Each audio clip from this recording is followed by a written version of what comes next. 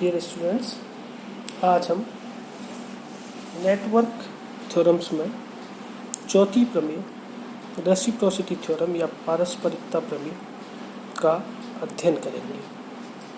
पारस्परिकता प्रमेय के अनुसार यदि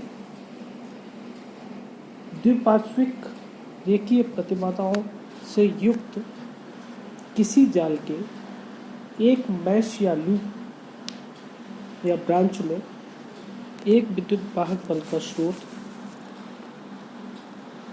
E जुड़ा हो और इस विद्युत वाहक बल के स्रोत के द्वारा नेटवर्क की किसी दूसरी शाखा में यदि I धारा प्रवाहित हो रही हो, तो यदि हम विद्युत वाहक बल के स्रोत को दूसरी ब्रांच में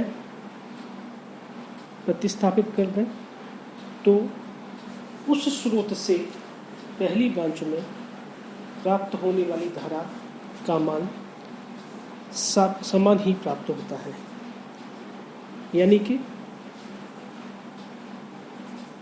परिपथ में स्रोत का एक ब्रांच से दूसरी ब्रांच में रिप्लेसमेंट कर देने पर अन्य ब्रांच में धारा का मान परिवर्तित नहीं होता। यह प्रमेय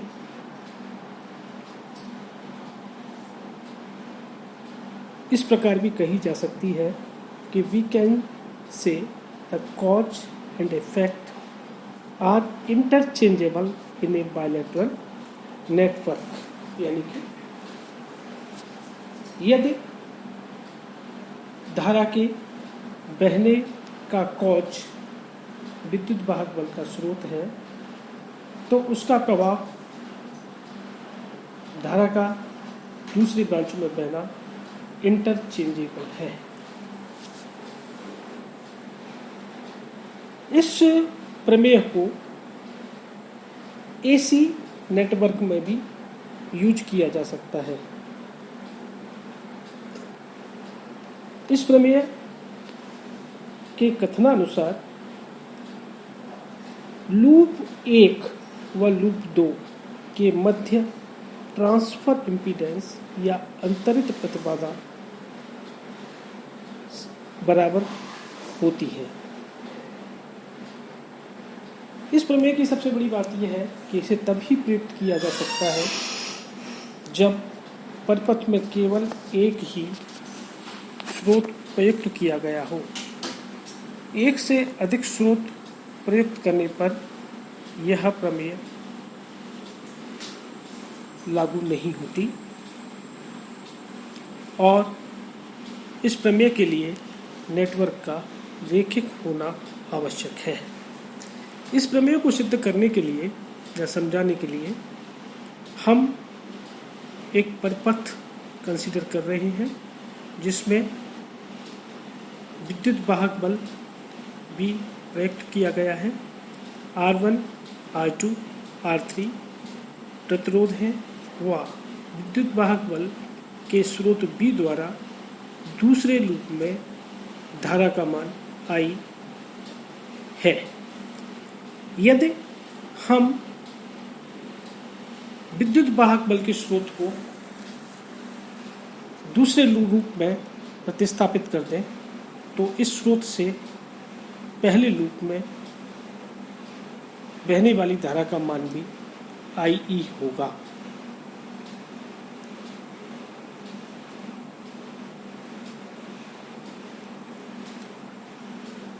इस प्रमेय का प्रयोग करने के लिए हम निम्न स्टेप्स का यूज करते हैं। सर्वप्रथम हम उन ब्रांचेस का सिलेक्शन करते हैं जिनके बीच रेसिप्रोसिटी थ्योरम या पारस्परिकता प्रमेय को इस्टेब्लिश करना है। स्टेप 2 में हम किरचॉफ लॉ का यूज कर प्रथम लूप में स्थित विद्युत वाहक बल के स्रोत के द्वारा दूसरे लूप में बहने वाली धारा का मान ज्ञात कर लेते हैं। और स्टेप 3 में हम वोल्टा स्रोत या विद्युत वाहक बल के स्रोत की स्थिति को बदल देते हैं, यानी कि विद्युत वाहक बल के स्रोत को लूप में प्रतिस्थापित कर दिया जाता है और दोबारा से हम किरचॉफ लॉ का यूज कर इस विद्युत वाहक बल के स्रोत के द्वारा प्रथम लूप में धारा का मान ज्ञात कर लेते हैं। तो हम पाते हैं कि दोनों ही केसेस में धारा का मान समान प्राप्त होता है।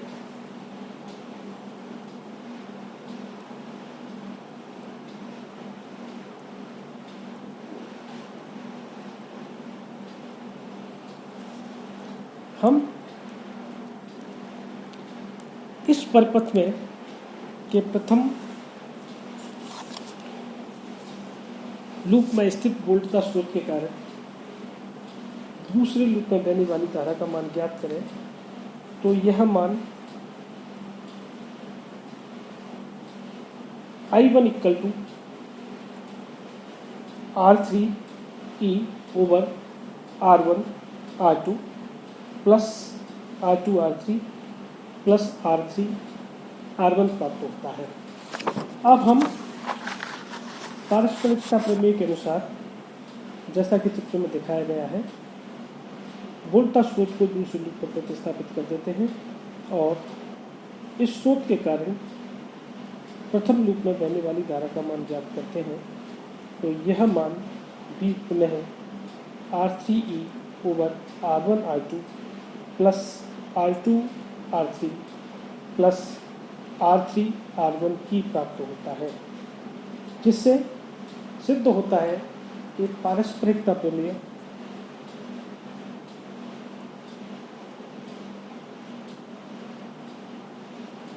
से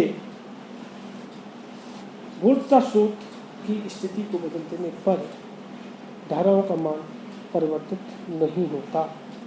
और यदि हम प्रथम परिपथ जिसमें कि पहले लूप में वोल्टता स्रोत लगा है उसके लिए ट्रांसफर इम्पीडेंस का मान ज्ञात करें तो यह ZT1 बराबर R1 R3 plus R2 R3 plus R3 R1 बटा R3 तथा अब हम दूसरे परिपथ के लिए ट्रांसफर इम्पीडेंस का मान ज्ञात करें तो यह ZT21 equal to R1 R2 plus R2 R3 plus R3 R1 बटा R3 ही प्राप्त होता है, यानी कि अन्योन्य प्रतिबाधा या ट्रांसफर इम्पीडेंस का मान परिवर्तित नहीं होता।